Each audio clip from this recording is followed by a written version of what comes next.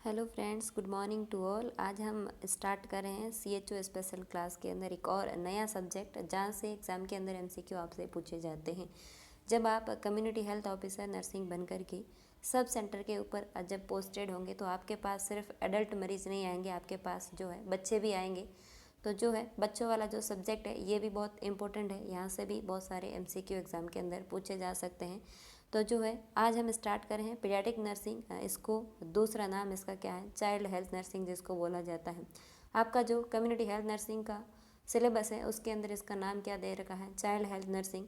तो आज हम कुछ पीडियाट्रिक नर्सिंग के कुछ और इम्पोर्टेंट MCQ को डिस्कस करेंगे। तो आज का हमारा फर्स्ट MCQ है आपके सामने, ये रहा।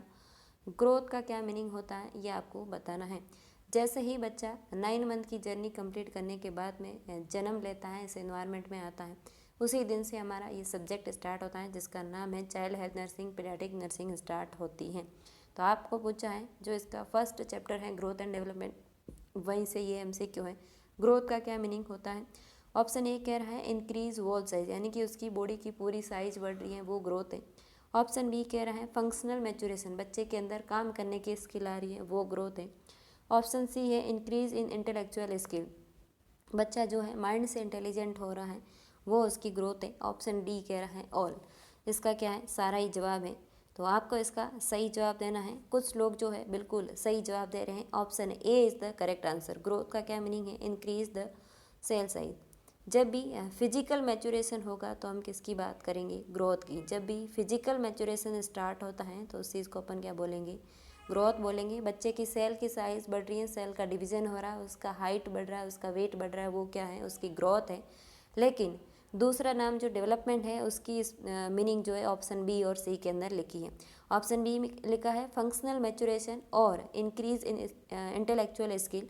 जैसे जैसे जब भी बच्चा जन्म लेता है उस बच्चे के न्यूरॉन कैसे होते हैं, नॉन माइलिनेटेड होते हैं। न्यूरॉन कैसे होते हैं, नॉन माइलिनेटेड न्यूरॉन होते हैं जब बच्चा पैदा होता है तब।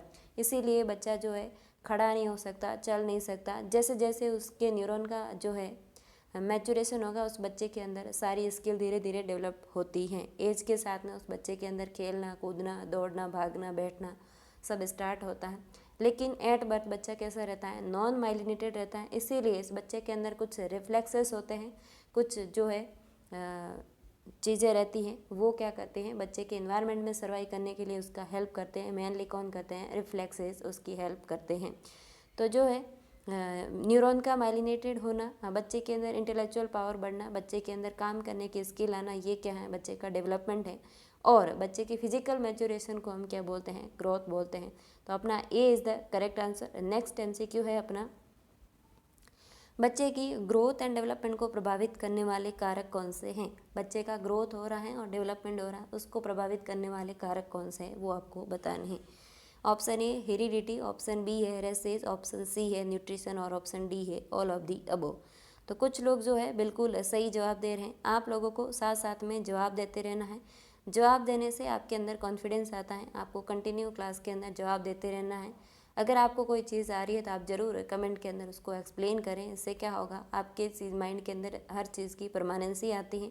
जब भी आप किसी चीज़ को पढ़ते हैं और आप उसको नोट डाउन करना स्टार्ट कर देते हैं तो उससे क्या होता है, आपके उस कंटेंट का आपके माइंड के अंदर फिक्सेशन आ जाता है। अगर आप सिर्फ थ्योरी पढ़ते हैं, हाथ पेन को भी हाथ नहीं लगाते हैं, तो उससे क्या है 50% नॉलेज अपने पास आ सकता है। लेकिन आप लिखते भी हैं पढ़ते भी हैं तो इससे क्या होता है, दोनों चीज़ होती है। 100% वो कंटेंट आपके माइंड में क्या है, परमानेंट हो जाएगा। अगर कोई कंटेंट मैं आपके आगे एक्सप्लेन कर रही हूँ, आपको हो सकता है 20% समझ में आए, लेकिन ये चीज़ मेरे माइंड के अंदर क्या हो जाएगी, परमानेंट हो जाती है। इसीलिए ज्ञान हमेशा बांटने से बढ़ता है, ये बात बिल्कुल सही है। अब इस MCQ का अब आपको जवाब देना है। हेरिडिटी का क्या मतलब होता है, जीन। हेरिडिटी से क्या मतलब है, जीन। जीन यानी कि मदर और फादर के क्या, क्रोमोसोम। जो क्रोमोसोम आए थे, मदर और फादर के जो क्रोमोसोम थे वो जैसे होंगे, बच्चे का जो है बॉडी स्ट्रक्चर ठीक वैसा ही बनेगा जैसा उसके मदर और फादर का होता है। रेसेस का क्या मतलब है, आप साउथ इंडियन में पैदा हुए हो, नॉर्थ इंडियन के अंदर पैदा हुए हो तो आपकी बॉडी स्ट्रक्चर वैसी होगी। और सी का मतलब है न्यूट्रिशन। न्यूट्रिशन का क्या मतलब है, न्यूट्रिशन का ग्रोथ एंड डेवलपमेंट के अंदर बहुत ज़्यादा इंपॉर्टेंट रोल रहता है, इसीलिए न्यूट्रिशन तो प्रभावित करता ही है। तो ऑप्शन ए, बी और सी तीनों करेक्ट आंसर है, तो D is the correct answer. सारे ऑप्शन क्या है, सही है। Hormone, environment, races, nutrition, heredity, gene, ये सारी चीज़ें क्या हैं, ग्रोथ एंड डेवलपमेंट को अफेक्ट करती हैं। नेक्स्ट एमसीक्यू अपना, WHO के अनुसार फुल टर्म न्यूबॉर्न का एवरेज सामान्य वजन कितना होता है? जब बच्चा जन्म लेता है तो उसका नॉर्मल वेट कितना होना चाहिए, ये आपसे पूछा जा रहा है। WHO कौन है? अपना हेल्थ के ठेकेदार हैं। वर्ल्ड हेल्थ ऑर्गेनाइजेशन जो है वो कौन है? जो अपने अपने हेल्थ रिगार्डिंग जितने भी प्रोग्राम पॉलिसीज़ रहते हैं वो WHO के थ्रू रहती है। वर्ल्ड हेल्थ ऑर्गेनाइजेशन जिसका नाम है, इसके अंदर बहुत सारी कंट्रीज़ इन्वॉल्व हैं। Ideally I think 196 country WHO के अंदर इन्वॉल्व रहती हैं। ऑप्शन ए है 2.5 kg से लगाकर 3 kg बच्चे का वेट होना चाहिए। ऑप्शन बी कह रहा है 3 kg से लगाकर 3.5 kg तक बच्चा होना चाहिए। ऑप्शन सी कह रहा है 2 kg से लगाकर 2.5 kg का बच्चा जो है जन्म के समय होना चाहिए। ऑप्शन डी कह रहा है नन ऑफ दी अबव। तो कुछ लोग जो है ऑप्शन बी जवाब दे रहे हैं, कुछ लोग ए जवाब दे रहे हैं। तो इसका जो सही जवाब है वो क्या है, option A is the correct answer. बच्चे का जो है जन्म के समय वेट कितना होना चाहिए, तो 2.5 से लगाकर 3 kg के बच्चे का वेट होना चाहिए। इसमें भी अगर आपको एवरेज वेट पूछे तो आपको जवाब देना है 2.8 kg बच्चे का क्या है, एवरेज वेट होना चाहिए। वेट्स के साथ में मैं आपको लो बर्थ वेट बेबी की डेफिनेशन बता देती हूँ, ताकि आपको क्या है समझने में हेल्प रहे। और एग्ज़ाम के अंदर लो बर्थ वेट बेबी से कई बार एग्जाम में MCQ पूछे जाते हैं। जो है अगर बच्चे का वेट कितना है 2.5 से लगाकर 3 kg का है तो ये बच्चा कैसा है, नॉर्मल है। ये बच्चा कैसा है, नॉर्मल। अगर बच्चे का वेट लेस देन जो है 2.5 kg है, लेस देन 2.5 kg है तो ये बच्चा कैसा है, लो बर्थ वेट बेबी है। अगर उस बच्चे का वेट 1.5 kg से कम है तो ये बच्चा कैसा है, very low birth weight baby है। अगर उस बच्चे का वेट 1 kg से भी कम हो रहा है तो ये कैसा है, extreme low birth weight baby है। कैसा है, एक्सट्रीम लो बर्थ बेबी होता है। अगर बच्चे का जन्म 2.5 से 3 kg का है, ये बच्चा नॉर्मल है। अगर बच्चे का 2.5 किलो से कम वेट है तो ये बच्चा कैसा है, लो बर्थ वेट बेबी है। अगर उस बच्चे का वेट 1.5 किलो से भी कम है तो वो बच्चा कैसा है, very low birth weight baby है। अगर वो बच्चा जिसका वेट 1 किलो से भी कम है तो वो बच्चा कैसा है, extreme low birth weight baby माना जाता है। इसके अलावा लो बर्थ वेट बेबी के अंदर जो है एक और परसेंटाइल स्केल चलती है, एक और परसेंटाइल स्केल चलती है, वो भी मैं आपको बता देती हूँ। एक जो है जेस्टेशनल एज के अकॉर्डिंग बच्चे का हाइट और वेट का मेजरमेंट करके स्केल चलती है, जिसके अंदर नंबरिंग रहती है 0 से 10 परसेंटाइल तक, और 10 से 90 परसेंटाइल तक, और 90 से 100 परसेंटाइल तक रहती है। तो जो भी बच्चे का हाइट और वेट का मेजरमेंट करने के बाद में उसका जो है वो बच्चा जो 0 से 10 परसेंटाइल के बीच में आता है उसको अपन बोलते हैं स्मॉल फॉर जेस्टेशन। क्या बोलते हैं, स्मॉल फॉर जेस्टेशन, या इसको अपन क्या बोलते हैं, small for date. Small for date या स्मॉल फॉर जेस्टेशन बोलते हैं। जिस बच्चे का हाइट और वेट मेजरमेंट करने के बाद में वो बच्चा 10 और 90 परसेंटाइल के बीच में आता है तो ये कैसा है, अप्रोप्रिएट फॉर जेस्टेशन जितना है बच्चा उतना है। अगर जो है वो प्रेगनेंसी जो है 30 वीक ऑफ जेस्टेशन की है और उस बच्चे का हाइट और वेट के अकॉर्डिंग भी वो 30 वीक की है, इसका मतलब वो बच्चा इस परसेंटाइल स्केल में कहाँ तक आ रहा है, 10 परसेंटाइल से लेकर के 90 परसेंटाइल के बीच में आ रहा है।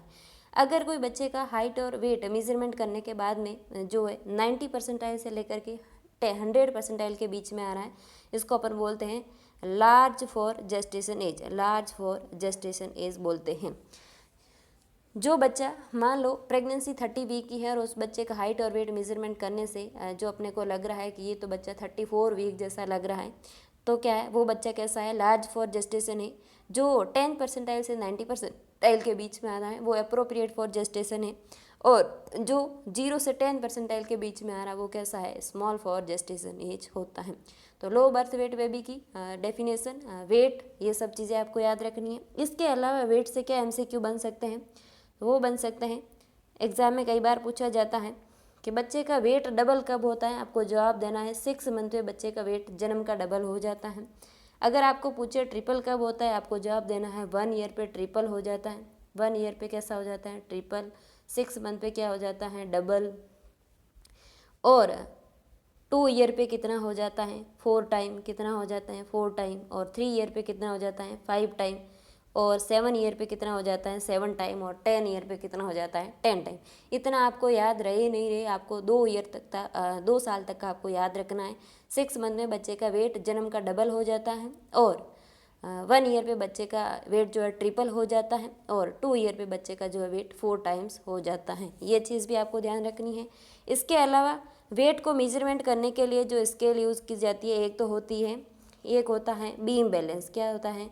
एक होता है बीम बैलेंस, दूसरा क्या रहता है साल्टर स्केल। कई बार आती है साल्टर स्केल, एग्जाम के अंदर पूछी जाती है। ये भी वेट को मेजरमेंट करने के लिए, और इसके अलावा वेइंग मशीन को यूज़ कर सकते हैं।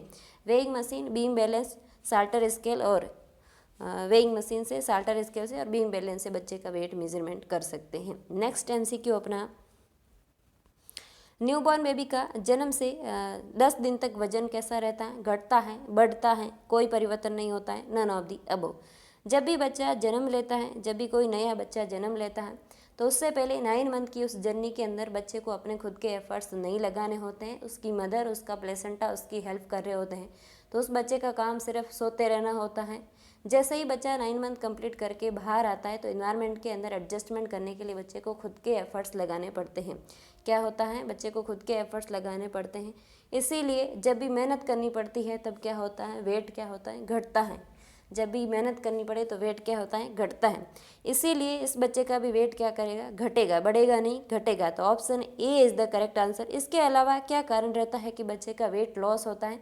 जब भी बच्चा जन्म लेता है, बच्चे की किडनी इमेच्योर होती है, इसीलिए बच्चे के अंदर यूरिन आउटपुट बहुत ज़्यादा होता है। कैसे? बच्चा जो है 16 to 20 time per day urine output जो है यूरिन करता है। तो जैसे बॉडी से वाटर लॉस होगा, तो बॉडी क्या क्या होगा? वेट लॉस होगा। जब भी बॉडी से वाटर का लॉस होता है, तो वेट क्या होता है? कम होता है।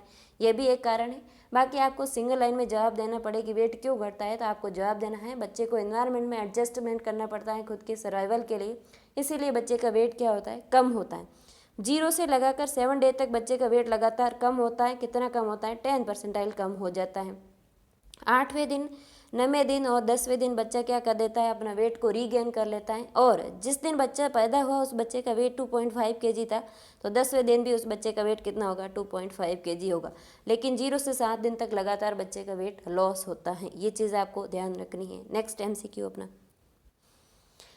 सामान्य न्यूबॉर्न बेबी की लंबाई कितनी होती है? बच्चे की एट बर्थ लेंथ कितनी होती है? ये आपसे पूछा जा रहा है। तो कुछ लोग बिल्कुल सही जवाब देते हैं, MCQ पढ़ते ही सही जवाब दे रहे हैं। उन लोगों की तैयारी कैसी है? बहुत ज़्यादा अच्छी है, और वो क्या है? CHO के एग्ज़ाम को आराम से क्रैक कर जाएंगे। ऑप्शन ए कह रहा है 30 से 35 सेंटीमीटर, ऑप्शन बी 35 से 40 सेंटीमीटर, ऑप्शन सी 60 से 65 सेंटीमीटर, और ऑप्शन डी है 45 से 50 सेंटीमीटर। तो बिल्कुल D is the correct answer. जो है बच्चा जो जन्म लेता है, उस बच्चे की नॉर्मल लेंथ कितनी होनी चाहिए? 45 से लगाकर 50 सेंटीमीटर के बीच होनी चाहिए। इसके अलावा लेंथ से आपको क्या पूछा जाता है? बच्चे की लेंथ को मेज़र करने के लिए जो इंस्ट्रूमेंट यूज़ किया जाता है उसका नाम है इन्फेंटोमीटर। क्या नाम है? इन्फेंटोमीटर। इन्फेंटोमीटर से बच्चे की लेंथ मेजर की जाती है, लेकिन हाइट को मेजर करने के, जब हम लेंथ मेजर करती हैं तो इस तरीके से होती है, और जब हाइट मेजर करते हैं तो इस तरीके से हाइट मेजर करते हैं। तो इसका नाम क्या होता है? हाइट को मेजर करने के लिए जिसको यूज किया जाता है उस इंस्ट्रूमेंट का नाम है स्टेडियोमीटर। क्या नाम है? स्टेडियोमीटर। स्टेडियोमीटर से बच्चे की हाइट मेजरमेंट करते हैं, और लेंथ का मेजरमेंट कैसे करते हैं? इन्फेंटोमीटर में। और बच्चा कब तक सोया हुआ रहता है? 1 साल तक। तो 1 साल तक बच्चे की लेंथ का मेजरमेंट किया जाता है, और 1 साल के बाद जब बच्चा खड़ा हो जाएगा तो उसका मेजरमेंट कैसे करेंगे? अब स्टेडियोमीटर से उसकी हाइट को मेजरमेंट करेंगे। इसके अलावा जो है लेंथ से और क्या MCQ बन सकता है? अगर आपको पूछे बच्चे की जो लेंथ है वो डबल कब हो जाती है जन्म की, तो आपको जवाब देना है 4 ईयर पे बच्चे की जो लेंथ है वो क्या है? डबल हो जाती है। अगर आपको पूछे ट्रिपल कब होती है, तो प्यूबर्टल एज के अंदर, यानी कि 13 ईयर पे जाकर के ये क्या होगी? हाइट ट्रिपल हो जाएगी जन्म की। और डबल कब होगी? 4 ईयर पे होती है। ये चीज़ भी आपको ध्यान रखनी है। नेक्स्ट MCQ अपना, सामान्य बच्चे के जन्म के समय हेड सर्कमफ्रेंस कितना होता है? जब बच्चा जन्म लेता है तो उसका हेड की साइज़ कितनी होती है? ये आपसे पूछा जा रहा है। ऑप्शन ए कह रहा है 25 से 27 सेंटीमीटर, ऑप्शन बी 40 से 42 सेंटीमीटर, ऑप्शन सी कह रहा है 27 से 29 सेंटीमीटर, और ऑप्शन डी कह रहा है 33 से लगाकर 35 सेंटीमीटर होती है। तो कुछ लोग बिल्कुल सही जवाब दे रहे हैं। जो है MCQ पढ़ते ही बिल्कुल सही क्लिक कर रहा है आपका माइंड। इसका मतलब आपने बहुत अच्छे से ग्रोथ एंड डेवलपमेंट के चैप्टर को पढ़ा हुआ है। तो option D is the correct answer. 33 से लगाकर 35 सेंटीमीटर बच्चे के जन्म के समय उसके हेड की सर्कमफ्रेंस रहती है। इसके साथ में इसके पैरेलल एमसीक्यू ये बन सकता है कि बच्चे की जो है चेस्ट सर्कमफ्रेंस कितना होता है एट बर्थ। तो आपको जवाब देना है बच्चे का चेस्ट सर्कमफ्रेंस जो होता है ये 2 से 3 सेंटीमीटर जो है कम होता है किससे, हेड सर्कमफ्रेंस से। हेड सर्कमफ्रेंस से चेस्ट सर्कमफ्रेंस 2 से 3 सेंटीमीटर कम होती है। तो जो है अगर ये पूछे कि बच्चे का हेड सर्कमफ्रेंस और चेस्ट सर्कमफ्रेंस इक्वल कब हो जाता है, तो 1 ईयर पे क्या होता है, बच्चे का हेड सर्कमफ्रेंस और जो है चेस्ट सर्कमफ्रेंस दोनों क्या है, इक्वल हो जाता है। और इसके बाद में बच्चे की हेड की साइज़ तो ज़्यादा नहीं बढ़ती है, लेकिन chest circumference with the age continuous बढ़ती रहती है और 1 ईयर पे जाकर के दोनों इक्वल हो जाते हैं। लेकिन जन्म के समय हेड सर्कमफ्रेंस बच्चे की ज़्यादा होती है। नेक्स्ट एमसीक्यू अपना, कितने महीने की एज पर न्यूबॉर्न अपना सर और चेस्ट बेड के योग पर ऊपर उठा लेता है। यानी कि ये आपसे पूछ रहा है किस टाइम बच्चा अपना हेड को और नेक को होल्ड कर सकता है, ये आपसे पूछा जा रहा है। जब बच्चा जन्म लेता है तो अपने को हेड को सपोर्ट देना पड़ता है, लेकिन कुछ एज के बाद में बच्चा क्या है, अपना हेड खुद से उठा लेता है। ये कब उठाता है, ये आपसे पूछा जा रहा है। Option A 3 month, option B 5 month, option C 7 month और ऑप्शन डी है 9 मंथ। तो कुछ लोग बिल्कुल सही बता रहे हैं, बच्चे के अंदर हेड होल्डिंग नेक होल्डिंग कब आ जाती है, 3 मंथ ऑफ द एज के अंदर बच्चे के अंदर क्या है, हेड होल्डिंग आ जाती है। और बच्चा एक काम और करता है, 3 महीने के बाद बच्चे को पता चलने लग जाता है कि मेरी मदर यही है। तो अपनी मदर को रिकॉग्नाइज कब करता है बच्चा, 3 मंथ की एज के अंदर करता है। और बच्चा सोशल स्माइल कब करता है, तो आपको जवाब देना है 2 मंथ पे बच्चा सोशल स्माइल करता है। तो हेड होल्डिंग कब आती है, 3 मंथ पे बच्चे के अंदर हेड होल्डिंग आती है। तो जो है आज के लिए इतना ही। नेक्स्ट लेक्चर के अंदर अपन कुछ रेफ्लेक्सेस के एमसीक्यू और माइलस्टोन के एमसीक्यू आपके साथ डिस्कस करूंगी, ताकि वहाँ से 1 से 2 एमसीक्यू जरूर पूछे जाएंगे एग्जाम के अंदर। बच्चे की एज ग्रुप से लेकर के एमसीक्यू पूछे जाते हैं ग्रोथ एंड डेवलपमेंट के अंदर। किस एज में बच्चा क्या करता है, किस एज में बोलता है, किस एज में चलता है, किस एज में चढ़ता है, ये सब चीज़ें जो है बच्चे के क्या होते हैं, माइलस्टोन होते हैं। जब बच्चा पैदा होता है तब बच्चे के न्यूरॉन नॉन माइलिनेटेड होते हैं, और जैसे जैसे बड़ा होता है उसके अंदर स्केल आती है, वो क्या है, माइलस्टोन। बच्चे के अंदर कुछ चेंजेस को बताता है कि बच्चा कब खाना सीखता है, कब उठता है, कब बैठता है, ये सारी चीज़ें क्या है, माइलस्टोन होती हैं। तो नेक्स्ट लेक्चर के अंदर कुछ रिफ्लेक्सेस के एमसीक्यू और माइलस्टोन के एमसीक्यू आपके साथ डिस्कस करूंगी। आज हमने एक नई शुरुआत की है, paediatric nursing, child health nursing. अगर आपको ये एमसीक्यू समझ में आ रहा है, ये कंटेंट आपको समझ में आ रहा है, तो इस वीडियो को लाइक करना है, शेयर करना है और सब्सक्राइब करना है। लगातार मेहनत करते रहना है। एक दिन की मेहनत से सफलता नहीं मिलती है, लेकिन अगर आप थोड़ी थोड़ी लगातार करते जाओगे तो एक दिन ज़रूर सफल हो जाओगे। तो आज के लिए इतना ही, हम मिलते हैं नेक्स्ट लेक्चर में, तब तक के लिए धन्यवाद।